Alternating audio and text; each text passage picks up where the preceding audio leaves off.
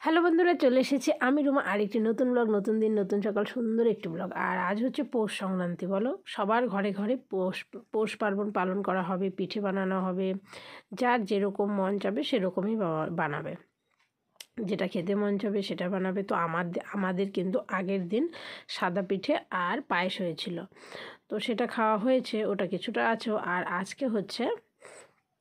আজকে আরও কী কী পিঠে বানাবো সেটাই তোমাদের সাথে দেখাবো। আর এই যে দেখো, সকালবেলায় এই যে ঘরের দুয়ারের সামনে এটাকে করা হয়, এটা অনেকটাই ভোরে করা হয় আমাদের, যদিও একটু লেট হয়ে গেছে করতে। আমি করিনি, আমি স্নান টান সব করেছিলাম, কিন্তু আমি করে এসে পুপনের কাজ আছে, তো পুপনকে ধরলাম, ও পুপনের খাবার দাবার বানালাম, তো খাবার দাবার বানিয়ে রেখে তারপরে এই যে বেরোলাম। তখন বাজে মোটামুটি 7:30 থেকে 8:45 নাগাদ হবে। এই যে এখানে আগুন তাপানো হবে, আজকেই প্রথম, কিন্তু এই শীতে আজ প্রথম আগুন তাপালাম। মানে কী যে একটা ব্যাপার, খুব ভালো লাগলো আগুন তাপানোতে, মানে বেশ একটা গরম গরম হলো। আর আজকের ওয়েদারটা কিন্তু সেরকম ছিল না, একটু রোদ রোদ ভাব ছিল, সকাল থেকে একটু রোদ্র রোদ্র দিয়েছিল, কিন্তু না, পরে ভালো রৌদ্র উঠেছে, তো ভালো লাগলো। তো পুপনকে বললাম সবাইকে হাই করো, না ও না। আর দেখো সোয়েটারের অবস্থাটা ওর, এটা না মানে বের করলাম আমি, এগুলো অন্নপ্রাশনের গিফটের ছিল, তো আমি বললাম এখান থেকে একটা নতুন পরাই, অনেক আছে যেহেতু, এখান থেকে পরালাম। এটা দেখলাম একটু বড় বড় হাতাটা, তো বাবু পকেটে হাত দিয়ে বেশ সুন্দর হাঁটছিল, আমি বলছিলাম পকেটে হাত দিয়ে হাঁটো। আর এই যে দেখো, পৌষ পার্বণ হয়েছে তো কী হয়েছে, জামা কাপড়ের ঢিপি কিন্তু লেগেই আছে, এটা আর বন্ধ হচ্ছে না কিছুতেই, এটা রোজ দিনকে ধুয়ে যেতেই হচ্ছে। বাচ্চা থাকলে ধরো যে কোনো সংক্রান্তি মাস প্রথম যাই থাকুক না কেন, ওগুলোকেও মানা যায় না, ধুতেই হয়। আর আমার জমিয়ে রাখাটা একদমই ভালো লাগে না। আজকে পুপনের 3টা সোয়েটার ছিল, 3টাই ধুয়ে দিলাম। 3টা বলতে আরও তো সোয়েটার পরার আছে, মানে এগুলো আর কি পরা হয়েছিল, তো ওগুলোকে আমি ধুয়েই দিলাম আজকে, আর আরাম করে রাখছি না। রোদ যেহেতু উঠছে, পরের দিন কী হবে সেই ভরসা করে কোনো রকম লাভ নেই, তার জন্যই আমি এগুলোকে ধুয়ে ফেলছিলাম।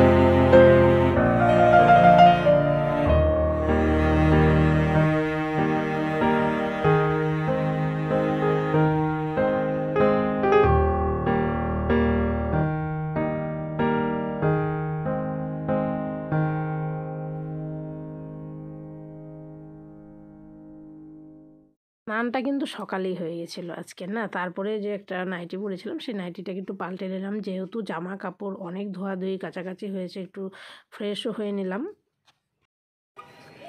শুভ সকাল বন্ধুরা, কেমন আছো তোমরা? সবাই ভালো আছো, সুস্থ আছো? আমরাও ভালো আছি। আর আমার চ্যানেলে সবাইকে স্বাগত আর অনেক অনেক ভালোবাসা জানিয়ে ব্লগটাকে শুরু করে দিলাম।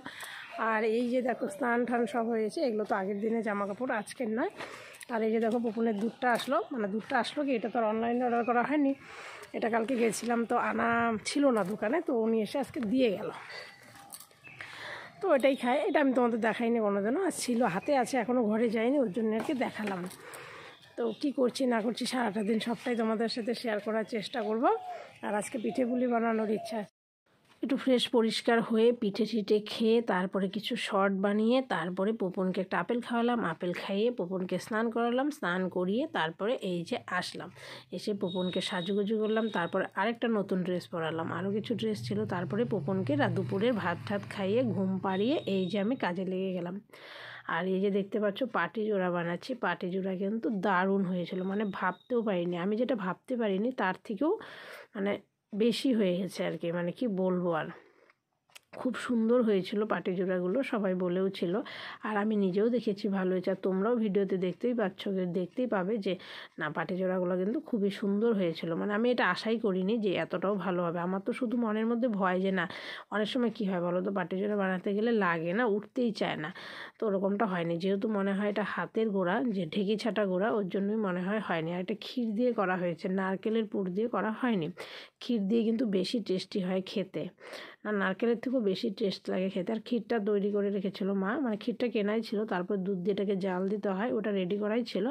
আর আমি ঝটপট শুধু মানে খাওয়া নেওয়া বাদ দিয়ে আমি আগে আমি আমার কাজটাকে কমপ্লিট করবো, তারপর যেহেতু আমি এটার দায়িত্বটা নিয়েছিলাম যে না আমি পাটিজোড় আর পোয়া পিঠা বানাবো, তো ওটাকে আমি আগে কমপ্লিট করবো, তারপরে অন্য কাজ করব। যেহেতু এটা না হওয়া পর্যন্ত কেমন একটা যেন লাগে, একটা টেনশন থাকে মনের মধ্যে, তো ওটা করে তারপরে তো পুপুন উঠে গেছে, দুটো পাটি জোড়া হবে তখন উঠে গেছে। আর এই যে দেখো পোয়া, এটা আমার লাইফে প্রথম, মানে কি বলবো, আমার জীবনে প্রথমবার আমি পোয়া পিঠা বানালাম, তাও যে এতটা ভালো হবে মানে আমি ভাবতেও পারিনি, কি বলবো বন্ধুরা, একদম লুচির মতো টপকা করে ফুলে গেছে দেওয়ার সাথে সাথে। পোয়া বলে অনেকের ফোলে না, লেগে যায়, অনেক কিছু হয়, কিন্তু আমার সেরকম কোনো কিছু নেই, মানে দারুণ হয়েছিল, মানে আমার ধারণারও বাইরে, জীবনে প্রথমবার করেছি, এতটা ভালো হবে আমি কোনোদিনও ভাবতেও পারিনি।